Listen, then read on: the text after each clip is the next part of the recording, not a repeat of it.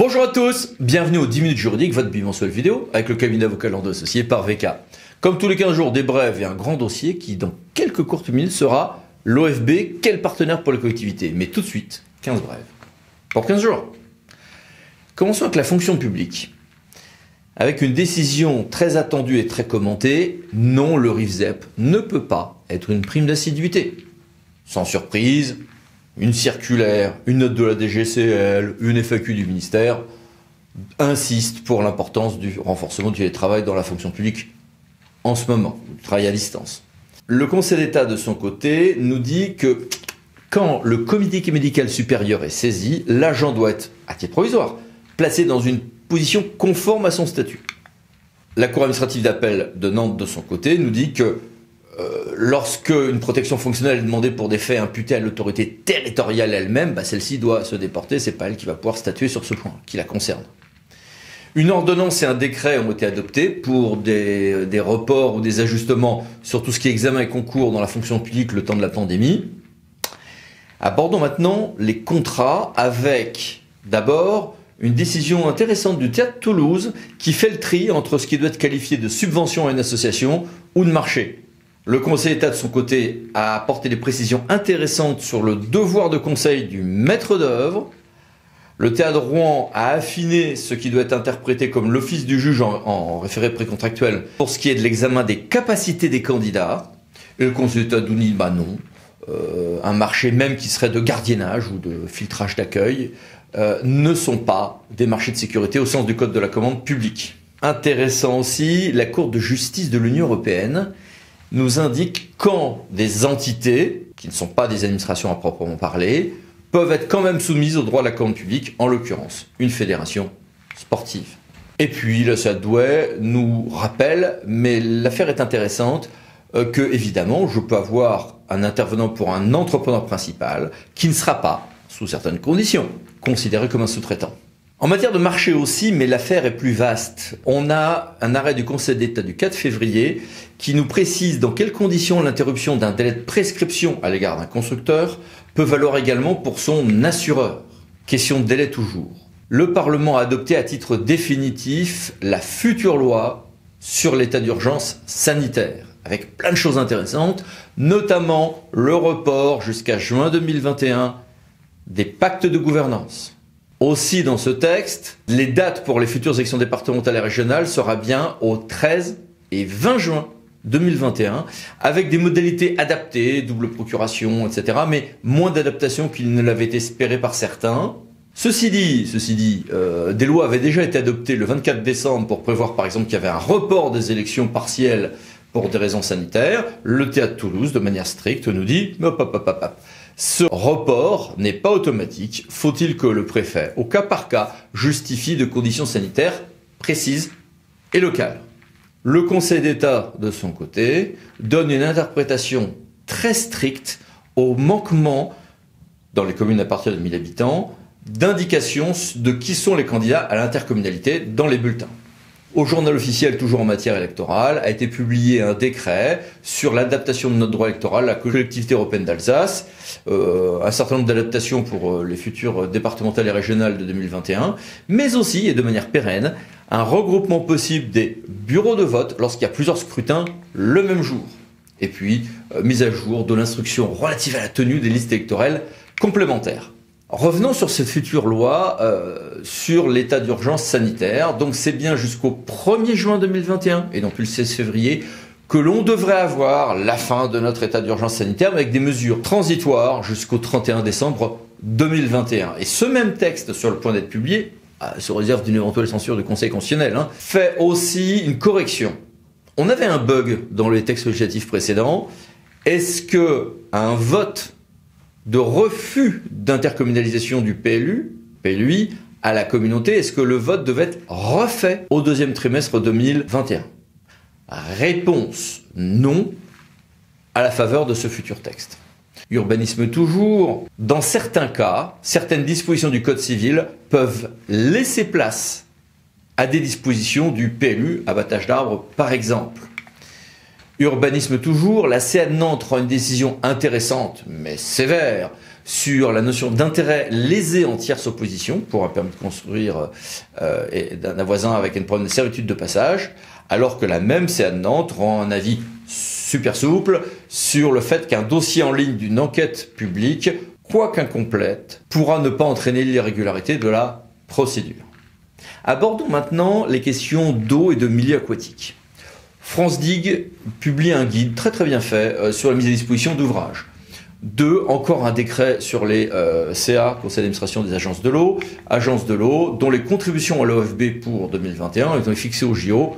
On reparlera de l'OFB tout à l'heure. Et puis un décret très contesté, notamment par la FNCCR, a été adopté, un décret du 11 février, sur tout ce qui est mélange de boue issu de l'assainissement collectif, compostage et donc épandage. Sujet sensible, bien évidemment. Et le Conseil constitutionnel, de son côté, a censuré les règles transitoires, intermédiaires, de protection des captages d'eau potable. Questions environnementales toujours.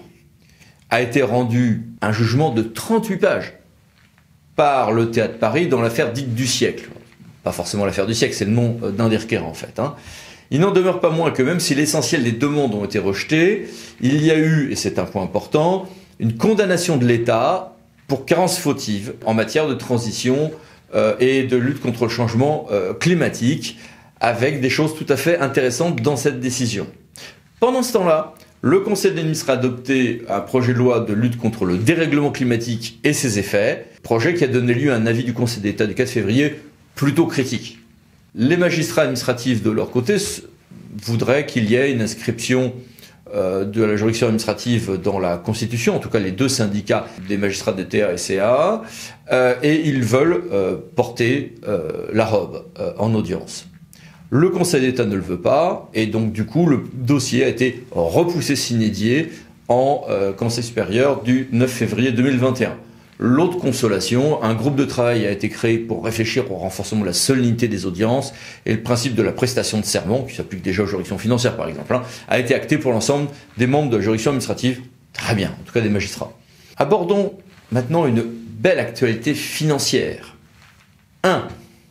En décembre 2019, le Conseil d'État nous avait déjà dit quand un comptable public peut ne pas voir sa responsabilité engagée parce que ses agissements sont considérés comme n'ayant pas causé un préjudice financier à l'organisme public.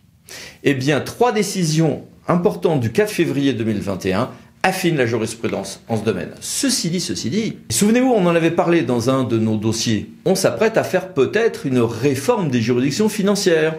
Le syndicat des juridictions financières le demandait, livre beige. Le rapport Basser et surtout le rapport Damaret allaient en ce sens. Eh bien, surprise, le premier président nouveau, Pierre Moscovici, de la Cour des comptes, a dégainé un ambitieux programme, juridiction financière 2025, beaucoup plus ambitieux que prévu, avec une ample réforme des juridictions financières, d'accord, mais aussi de la responsabilité même des comptables publics qui serait réformée en profondeur, et fusionné avec la responsabilité des ordonnateurs avec un régime nouveau. Un programme très complet, très précis, phasé dans le temps. Finance toujours, mais fiscalité cette fois. Est-ce que les communes peuvent encore instaurer la taxe annuelle sur les friches commerciales alors même que la compétence ZAE a été intercommunalisée? Réponse de la CA de Bordeaux, oui, si l'Interco ne l'a pas levé de son côté. De son côté, le Conseil d'État nous indique les cas où la taxe foncière sur le bâti cesse de pouvoir être levée ou pas dans certaines opérations de démolition-reconstruction. La Cour de justice de l'Union européenne, de son côté, a rendu une décision très importante sur le fait que quand j'ai des procédures administratives, j'ai le droit de rester silencieux, que je sois usager, fonctionnaire, enfin voilà, j'ai une procédure administrative. Si cette procédure peut conduire à du pénal, alors même dans la procédure administrative, j'ai le droit de rester silencieux. La loi ASAP, dont nous avons parlé ensemble dans un grand dossier, a réformé le droit d'expulsion des squatteurs. Ce régime est assez complexe. Il a été détaillé, bien détaillé, par une circulaire du 22 janvier 2021, que voici. Et enfin, le droit funéraire se retrouve déconcentré et simplifié par un décret du 10 février 2021. Passons maintenant à notre grand dossier, l'Office français de la biodiversité, quel partenaire pour les collectivités? Une loi du 24 juillet 2019 a marié, pour créer l'OFB, l'ancienne Agence française pour la biodiversité et l'Office national de la chasse et de la faune sauvage. Ça avait donné lieu à quelques débats d'ailleurs. Il s'agissait, dans les rapports sur cette loi, de replacer les enjeux de politique environnementale à un niveau territorial et d'avoir un seul grand acteur. D'où 5 missions complémentaires que voici. Alors, cet office a quand même 2800 agents, il a des équipes pluridisciplinaires, des inspecteurs de l'environnement, ingénieurs vétérinaires, etc. Il a des missions extrêmement importantes, de police, de gestion, je sais pas, parc marin par exemple, de financement, de programmation, avec des structurations nationales, régionales et en quelque sorte aussi locales. Pour quand même 433 millions d'euros de ressources en 2020, mais sa vocation a évolué et il y a surtout des projets de conventionnement, notamment avec les régions qui sont prévus. Donc l'idée c'est bien de faire un grand acteur, comme le sont les agences de l'eau, où ça ressemble plus à l'ADEME en fait, mais avec des compétences de gestion, de financement, de partenariat, mais aussi de police et de sanctions. Nous avons voulu poser quelques questions à monsieur Thierry Burlot, vice-président de la région Bretagne, où il a beaucoup agi, notamment en matière d'eau, et qui est président de l'OFB. Bonjour monsieur le président, merci d'être avec nous. Bonjour. Vous présidez l'OFB. En quoi l'OFB peut-il être un interlocuteur de proximité efficace pour les collectivités territoriales? Vous savez, on connaît tous le rôle des agences de l'eau.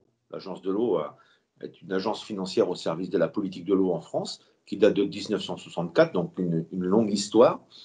Depuis quelques années, nous avons les ADEME, l'ADEME, l'Agence de maîtrise de l'énergie, qui sur le volet énergétique est une agence au service des collectivités territoriales pour travailler sur la question énergétique et donc du réchauffement climatique.